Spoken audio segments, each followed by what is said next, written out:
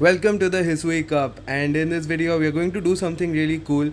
It's me Abir, And this is me, Harsh. and we are going to be playing some games, and I'm going to be like guiding Harsh how to do some like counting, and he's going to try to learn those and play the matchup. So in the first match we pick up the Nightmare lead and instantly save switch to our Froslass, and as you can see that we can reach the avalanche even before the balloon boy can reach a shadow ball, and he throws on 5. So we are going to respect the shadow ball. If he baits, it's going to be bad, but he goes straight for the shadow ball, which is really good, and he safe switches to his like Froslass. And we are running the crunch for this exact reason, because we have been facing a lot of Froslass leads, and this crunch really helps us out because the opponent thinks that this is an avalanche and he lets it go. Because the count for the avalanche and the crunch is the same, the shadow ball takes one more powder snow. So we thought of like farming him down, but as you can see that's not going to happen. So we are throwing a move so that we don't get taken out. So if he wants to get off the shadow ball, let it he has to shield, but he lets it go. So we have switch advantage, which is amazing because our Toxicroak does not want to see that like balloon in the back. In comes another Toxicroak, and this is going to one shot him if he lets it go, but he shields. He's going to go for an aggressive farm down, but as you can see, we are going to make the avalanche, and that forces him to throw. So this is where energy management, knowing the counts and everything is so important. And at this point, we can easily tank a mud bomb and we can reach our own mud bomb. But we have to be careful that he does not sack on the balloon, which is why Harsh is playing this very carefully. He loads the mud bomb, sees that the balloon comes in, and he switches out. And now it's completely fine now, because we are not going to get knocked out by any move no matter what he throws, and the game is in the bag, but we're still going to play it even like better, just overfarm a bit, because the balloon is not going to reach a move before 3 hexes. Wild charge takes out the balloon, and we can even get to a wild charge here. We had the loaded mud bomb as well, so a good game. So what are your thoughts on this, Harsh? How is the move counting going? Very important in the whole gameplay, as we are going to see in the coming matches. The count really forces you to make tough decisions, which is going to help you win matches. Absolutely, because especially if you want to climb up, say beyond the 2000 ELO and get into the 2500s or more, like just how did in the first season. For me, counting was one of the most important things, and he brings in a bronzong. We had a nightmare lead again. I think we had nightmare leads throughout the video. So we safe switch to our Froslass. Crunch grabs the shield, and Harsh is throwing at the right timing, as you will see, not allowing any confusion to sneak in, because that would give him 4 extra turns of energy, and we don't want that to happen. So he's going to throw in the middle of the confusion, as you can see. Beautiful timing there on throwing the move, and this is going to grab the second shield, or it's going to do massive damage. Probably when he does shield, and Frostlass gets to the third crunch, but sadly crunch, as you will see, just does not do enough damage to like one shot it, but at least it like brings it down into farm down range. He flips switch, but we have shield advantage, and that too is very important, because Hisuian Electrode with a shield advantage can do massive against the entire meta, unless he's running an Abomasno or like a hard counter. So we have a Hisuian Electrode, we have a shield advantage, a bit of an energy advantage, and in comes a balloon, and that's great because we can one shot the balloon with the wild charge. And as you can see, that Harsh throws the move before he can even get to an icy wind, saving the shield for the last one.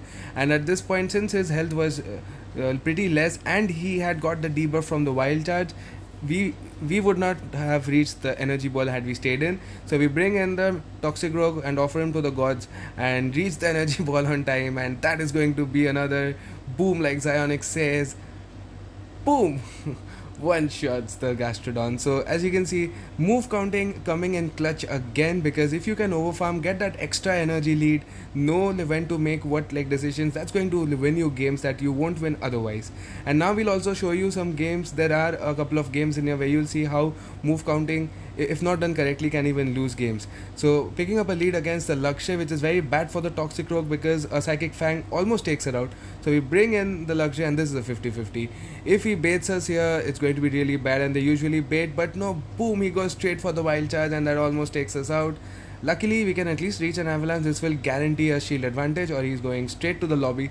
So he does shield, and in comes the Froslass. Is looking really bad, and at this point we come in with the Hisuian Electrode, but like I said, during this game, we were like discussing who should we sack and who should we keep, and he wanted to play it out with Electrode, and let's see how this game goes, and you'll see that this will not turn out to be the right decision, because you need the Hisuian Electrode to deal with the Luxray, and the Toxicroak cannot really tank it.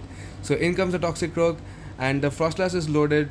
So Harsh is going to try and shield this and try to reach 2 mud bombs, but like I said, counting is important, because mud bomb takes 6 counters, whereas the avalanche takes 6 for the first one and 5 for the second one, so it's 11. So unfortunately the Froslass will outpace and he will get off the avalanche, and that's going to be pretty much a good game, because he's going to reach another. So this is the moral of the story. So what would you say, Harsh, about the move counting here?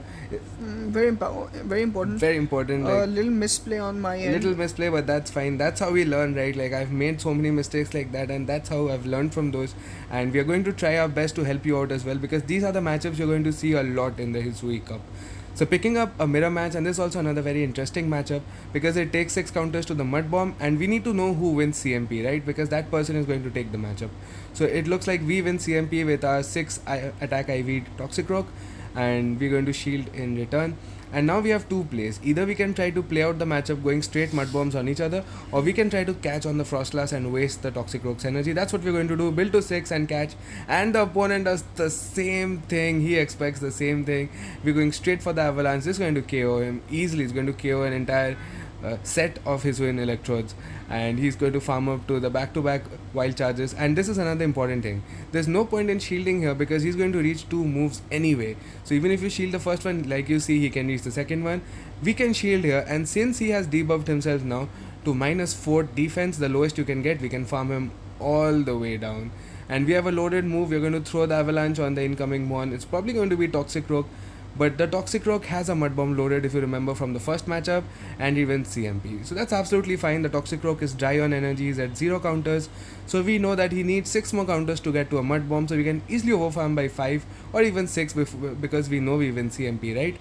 So we overfarm to the max possible, and you'll see this is going to win us the game. Had we not overfarmed, we would not have reached the sludge bomb here.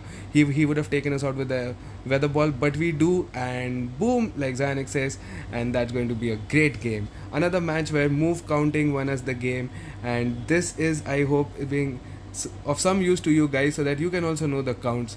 So that was a good set, right? That was a good set with the move counting.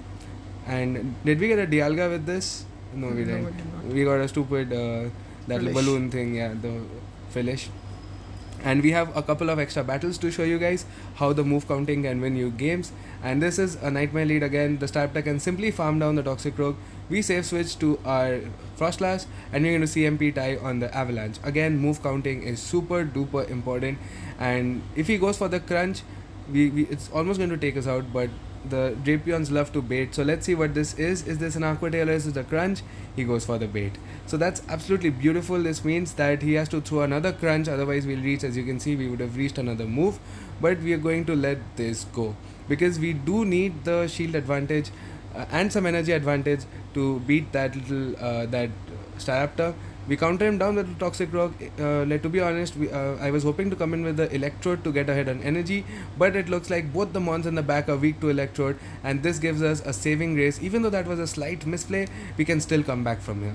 The reason why we are not throwing the wild charges first is because we don't want to lower our defense. If we lower our defense, the Staraptor can come in and simply go for a gust down, because the gust does massive damage. So we build up to 100 energy and start unloading these wild charges. The opponent could actually have let it go on the balloon and farm down both our mons with the Staraptor, but he's like choosing to play it out with the balloon because he has a lot of loaded energy here. But you'll see again, energy management, shield management, how important these things are. And as you can see, we've grabbed his last shield. We're going for another wild charge here, and now we have sealed the game. The opponent had it, he could have easily won this. And now we're going to switch out to a Toxicroak. We can reach a sludge bomb, and it's going to be enough to take out the glassy Staraptor. So even from a scratchy mid game, we are able to come back because of good energy and shield management and slight misplay from the opponent. So good game there again. So I don't think we've even had one good lead so far, except for the Toxicroak mirror match, which was not even a good lead, a neutral lead. Every other match has been bad leads, and it continues throughout this video. Another bad lead. We safe switch to a Froslass. We are running the crunch so we can outpace him. Actually, we'll reach it at the same time because he has a 1 powder stone advantage when we switched out. Does he? he does. He knows that. Maybe he knew that that was a crunch, and he saves so much of energy on the Froslass, and this is going to be very difficult to win.